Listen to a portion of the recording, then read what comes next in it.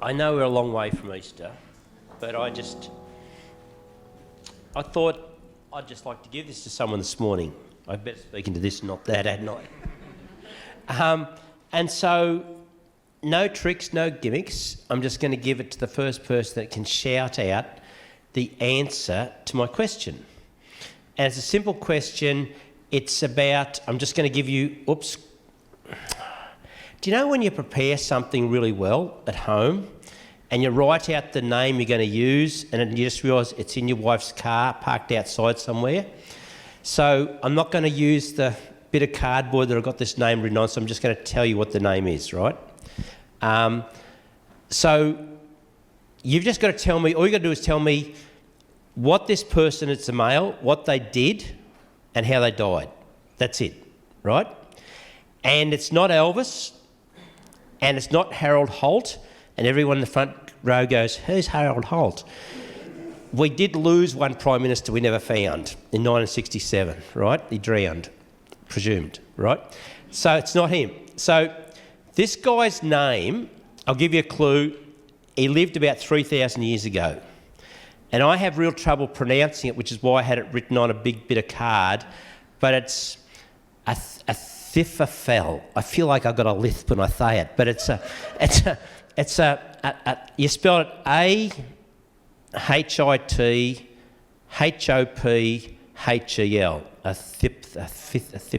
Yeah, that bloke. I'm gonna call him Fred for the rest of the morning, right? So, but who can tell me what he did and how he died? It's worth your while. Well, if it helps, up until recently, I had no clue who he was either, right? But he actually features in 2 Psalms, and David describes him as his equal, King David in the Old Testament.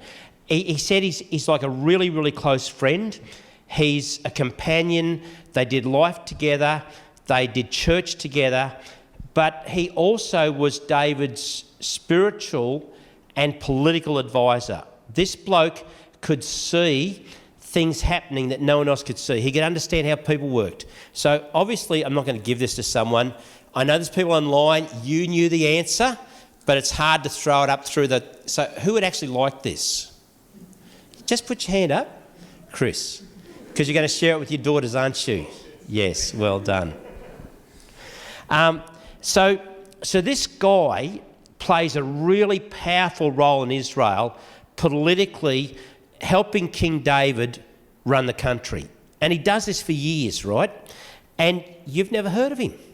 So I'm going to read you a verse. We're just going to put it up on the screen. This is in 2 Samuel chapter 16, and this is what the writer of Samuel says. Now in those days, the advice of Fred, right, gave was like that of one who inquires of God. That was how both David and Absalom regarded all of Fred's advice. It was like when Fred spoke, it was just like you were hearing God talking. He had insights into these things. That's in 2 Samuel chapter 16, verse 23. Now come with me just one chapter, exactly one chapter. So we're going to go to 17, also verse 23. And it says this: when Fred saw that his advice had not been followed, he saddled his donkey. In the King James it says he got on his ass. We tell people to get off their donkey and get going, but he jumped on his donkey and he set out for his hometown, his house, and it says when he got there, he put his house in order and he hanged himself. He what? He did what? He hanged himself. Hung himself, that's probably how he meant to say it. He hung himself. Hanged himself. Thank you. There's always someone to help you, isn't there? So what happened between chapter 16 and chapter 17? Well, I'll tell you what happened. A young, beautiful, naked woman That's what happened. You watch those movies and they give you the opening scene or the final scene at the start, and then they stop the movie and then it says 6 days earlier and they start the movie all over again. This is one of those stories, but we've got to go back 9 years to the start of the story. If we go back 9 years, you find that the writer of Samuel in chapter 11, he starts off with this. He says, in the springtime, at the time when kings go to war, David remained in Jerusalem. That's not just information he's giving us, that's a commentary. We are meant to actually get something from this. We're meant to understand something's going wrong. Have you ever got tired of just doing what's right? Have you ever got tired of going to work, being a mum, being an intern already, right? Have you ever just got tired of doing the right thing? Well, that's the place that David had got to as a king. Instead of leading where he was meant to go, he actually is just spending all his time on the internet.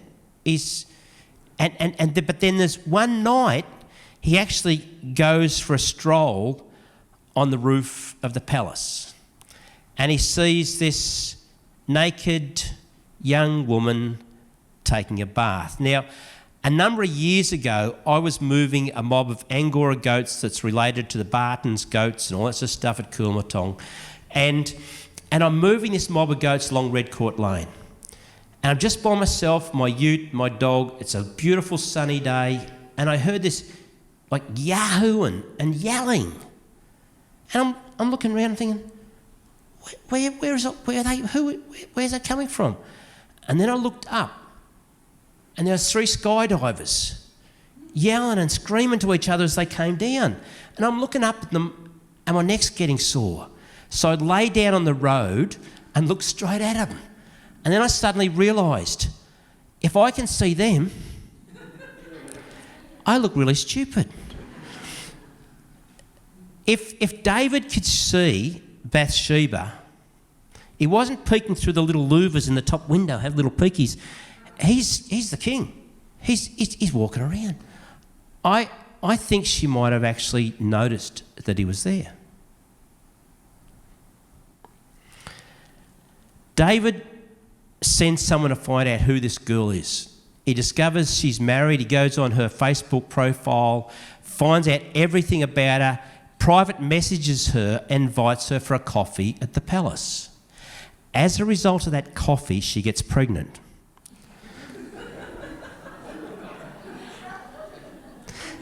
No comments from interns. You're meant to be learning, taking notes. Don't drink hot coffee.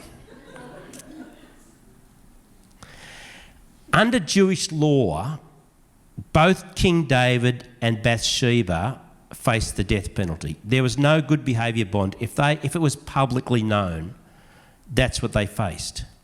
So then begins the cover-up.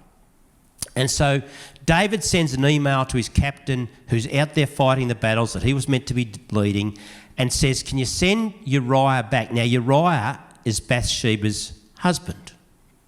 Send him back and he says, I want to hear what's happening on the battlefront. But he has a plan. He's going to get Uriah back in town, send him home to his wife. They're going to do husband and wife stuff, and it'll cover up any pregnancy. People can't count months and dates in those days. So that's the plan. Uriah arrives back, whatever his name is, he arrives back at home, but he doesn't go into his own house. And the writer of Samuel records what he says, and he says this, and thanks, Kathy, you can put this up.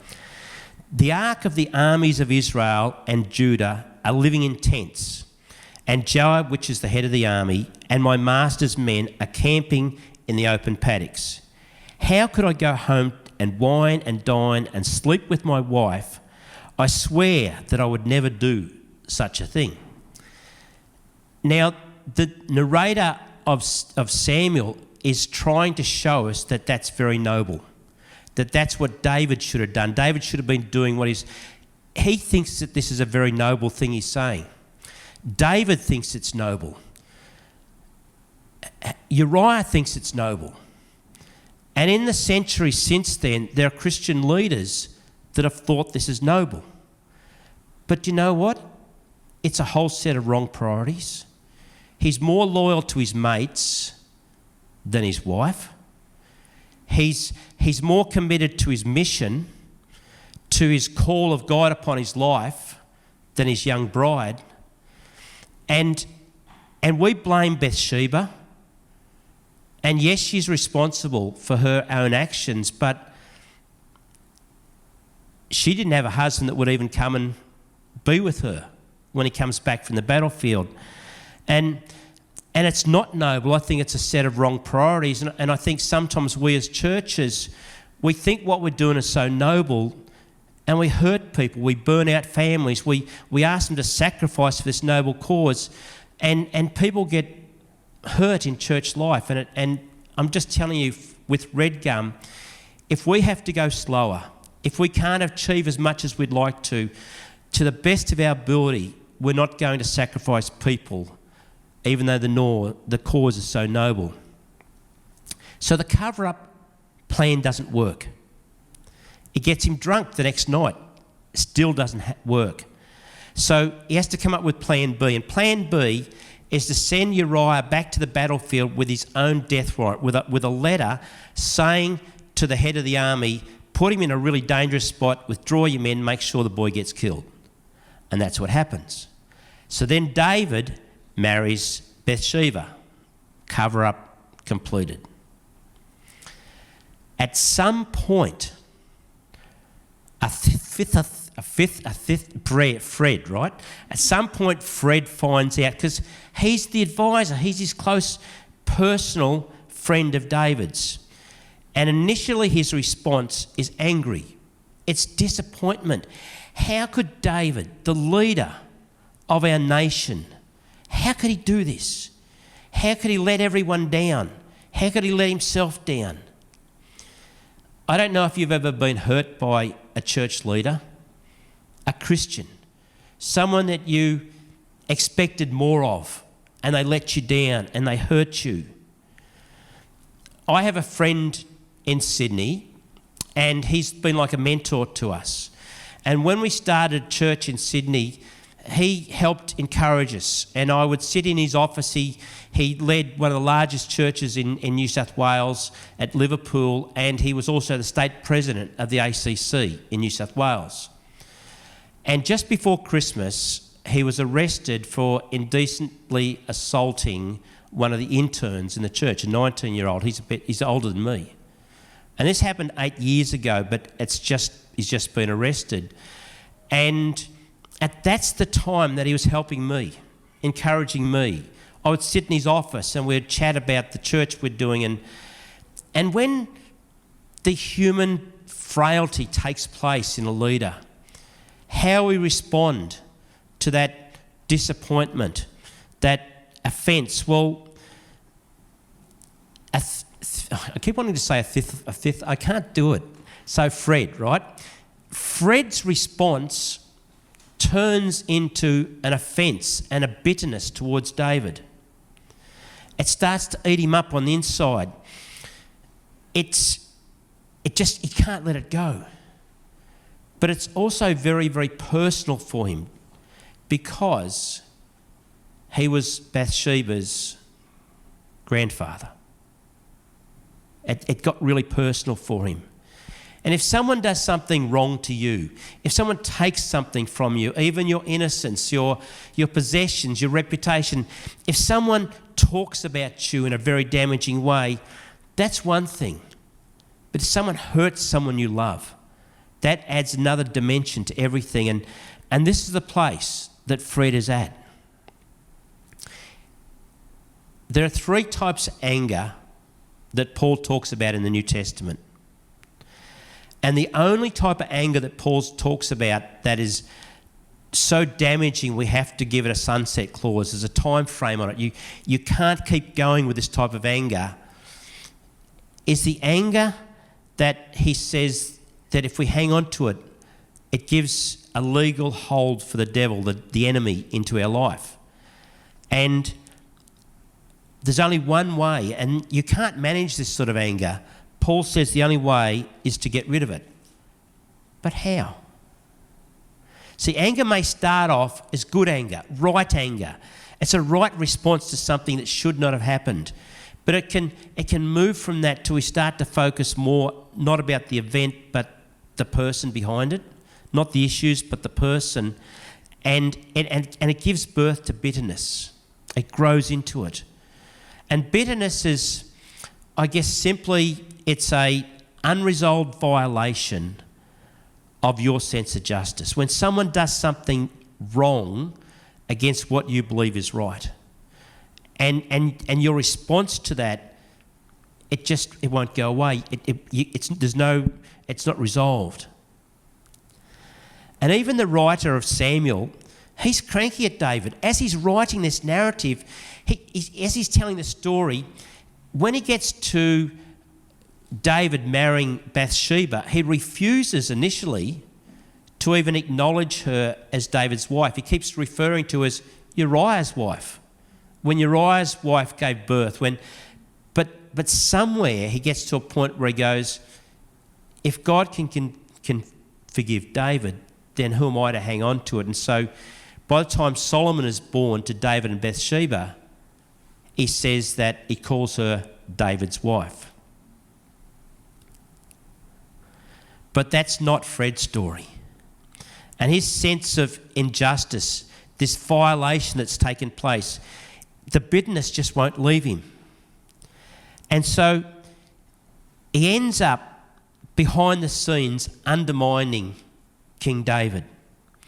And eventually he joins forces with his son Absalom in this coup that takes David out. See, bitter people find other bitter people. You know how it works.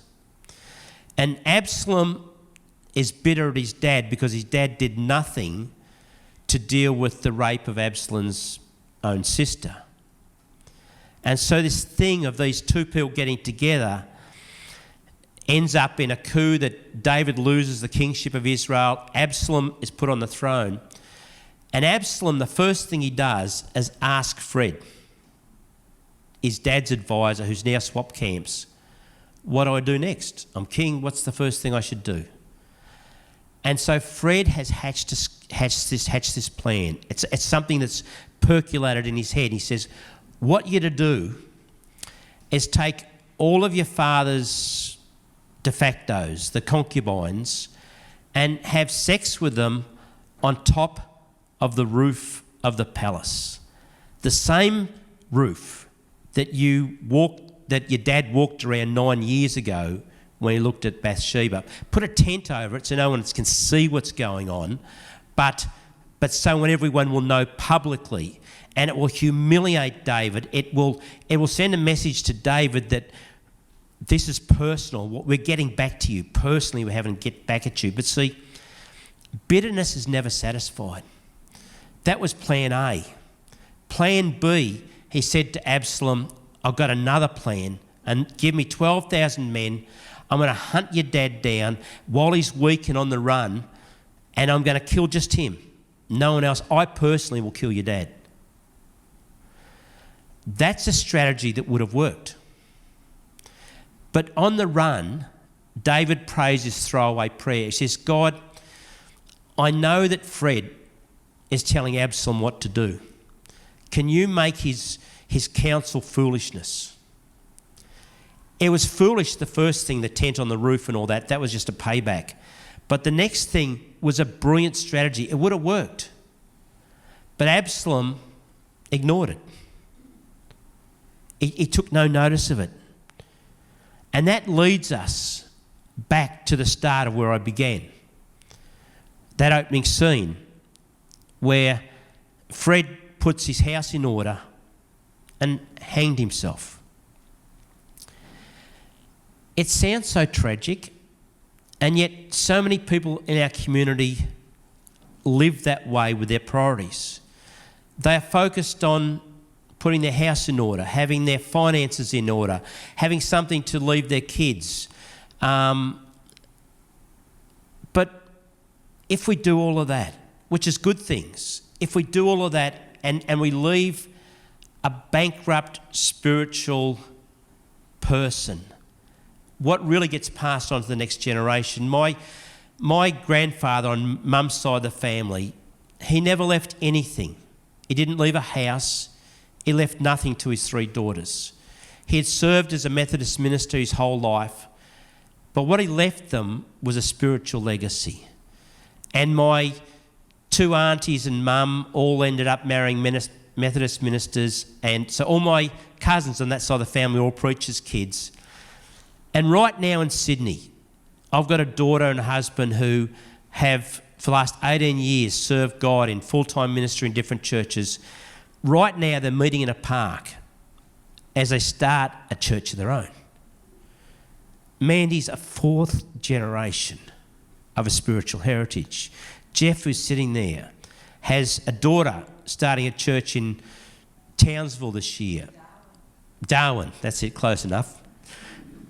A son that's, heading up a significant church in Adelaide, a daughter that's serving God all around the world, heading up kids' ministries and stuff, and that is a legacy, right? But Fred, the legacy he left was putting his affairs in order, and then he took his own life. The bitterness ate him up. He ended up, if I can't hurt David, I'm going to hurt me. Everything he thought about, the bitterness consumed. And when he physically hung himself, that was really an expression of the 9 years of self-destruction that he'd been on, that journey. I wonder if behind most suicides is bitterness, a sense of unresolved violation of their justice, feelings and systems and beliefs. It's if you look at sexual assault victims that have been let down by our legal system, it's an unresolved injustice that they can't deal with. Anyone that feels like a victim will always feel like that you can't fix the things that were done wrong to you, and it's not right. And bitterness can pop up here, but it began over there, and you don't even connect the 2 things that have happened in your life. When I told you that Fred was Bathsheba's grandfather, I didn't tell you who her dad was. So I'm going to finish with one question and a story. Who was her dad? Well, her dad is a guy called Ilium. I can nearly say that one, right? And he was one of David's, the special SAS forces, the special bodyguard, the 30 mighty men of David. He was one of them. He put his life on the line for David again and again and again. And he was also the best mates with Bathsheba's husband, who he had fought side by side with. They'd saved each other's lives sometimes. And so Bathsheba's dad was one of the mighty men, and so was Uriah.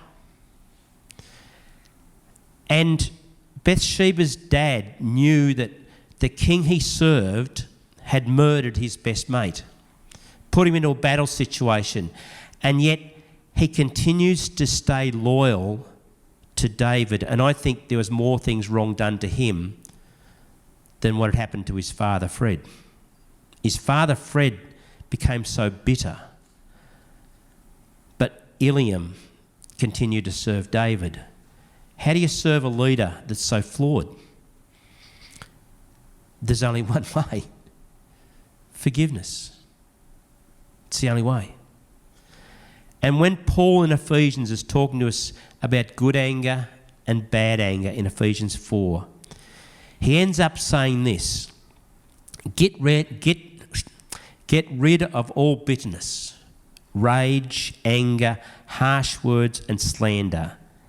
How? He says, instead, be kind to each other and tender-hearted. Well, that's a joke. You can't do that. That's impossible. If you're bitter and anger and resentful and harsh words, when you hear about someone, you tell people what you think. So how do you do that? Well, Paul gives us the secret sauce. He says, forgive one another, just as God through Christ has forgiven you. Without the God factor, forgiveness is really, really hard. But with God, it's actually possible. And forgiveness is not just a moment, it's a process. And I finish with this story. It's a personal story. And it's a night I'll never forget. It took place in the dark, in our driveway at home out on the farm at Hillside. And I was telling my business partner that we were going to have to pull out of our business partnership. It's someone that I'd been in business on and off with over about 12 or 14 years. He's from New Zealand. And 2 years earlier, I'd had this idea that there was 900 acres for sale on the edge of Bairnsdale, and I rang him up in New Zealand and said, I think if we bought this with like his money, my idea, and we went to America, and we set up a private quarantine station in Texas. We could bring out frozen Angora goat embryos and semen here. The quarantine rules had changed, made it a little bit more flexible, and we could do that here. So we did. And I went to America and I set up private quarantine stations in America. We did all this thing, right? But 2 years into this thing, we got to a place here in our local church where it became clear that Cora and I had no opportunity to minister anymore. There's a new pastor who'd come to town. He made it clear that he didn't need us anymore in operating the church. And the only option we had was to go to Sydney and head up a whole lot of high school ministry there. And so when I told my business partner that I couldn't keep going in the role that I'd been in, he got really, really angry. And do you know what? He had a right to be. I was letting him down. We'd set this whole thing up based on the role that I was playing. I'd already played a really significant role, but now I'm walking away from it. And he used to be a boxer, and he had a real temper. And he's yelling and screaming in my face, and he's waiting for any moment for me to do anything for him to have a reason to hit me. And I can remember putting my hands in my pockets and turning my back in the dark and walking away. That's 18 years ago. I've never seen him since. And the company we set up, where we had equal shares in it, because his anger turned to bitterness, he gave me nothing for the 2 years that I'd put into setting all this thing up. And he ended up selling off some of the property into 20-acre blocks, and then he sold the rest of it to a local farmer. God took me on a journey of forgiveness. And every time we would come back to Bairnsdale in those 18 years, I would drive past this property sometimes and I'd see it, and it felt really strange seeing what I used to own half of, in a sense, was part of, and it's now gone. But God set me free. And if my business partner walked in that door today, I'm telling you, I could shake his hand. I could look him in the eye. There's nothing. God set me free of that sense of injustice, the unfairness that I didn't get anything for the 2 years that I built up, and he did really well financially out of the whole thing. But do you know what? When we came back to Bairnsdale, I said to Steve Pike, do you know any places we could get spotlighting on? So he said, yeah, there's a place way out here. I go out there, come with me. So we started spotlighting on this place. And then I started talking to the farmer who we were spotlighting on his place. And I said, so what's the boundaries? Where do you go to? He goes, well, I go all the way down to such and such road. I'm going, what? You go all the way down there?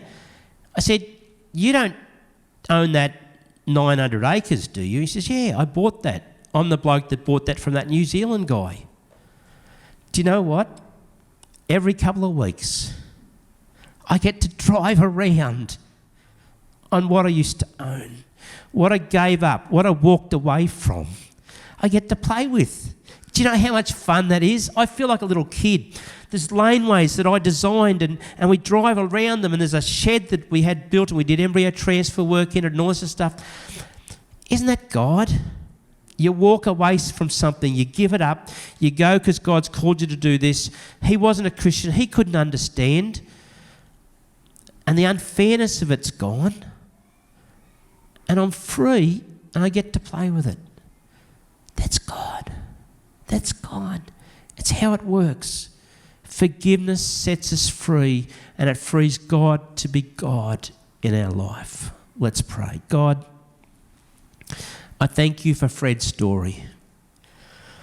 It's a shocking name, but it's a great story because it shows us that your word is so true. Your word is there to guide us and direct us, for to see that behind the scenes of the story are the truths of where forgiveness and bitterness and anger, how it all works. And I thank you for every person in here today. We all experience injustice. We all get hurt. We all get angry. Father, help us to go on a journey of forgiveness so that nothing stays in us. Nothing stays there and bites us and eats us and hurts us. Thank you, Lord. If I just get the band up. I want to pray for Laurie, my really good mate that we found out had prostate cancer and it's got in the bones of his pelvis. I'm going to pray for him. And also Angelo, who was in a motorbike accident and in a coma. We're just going to pray for those two. Lord, I've already mentioned their names. I pray for your healing for Laurie, your healing for Angelo. It's just a throwaway prayer, like David prayed on the run. But God, you turned everything around for David, Lord, in the end. And that throwaway prayer is never a throwaway prayer because it has such power. And I pray for Lynn, whose sister's just died in England and she's dealing with all the grief for that. I pray that you'd give her comfort, that she would know your comfort right now. And Lord, I just thank you for every single one that's here today, watching this in the days and weeks to come. Lord, we speak your healing over lives, that you would set people free from bitterness and take them on a journey of forgiveness. Thank you, Lord.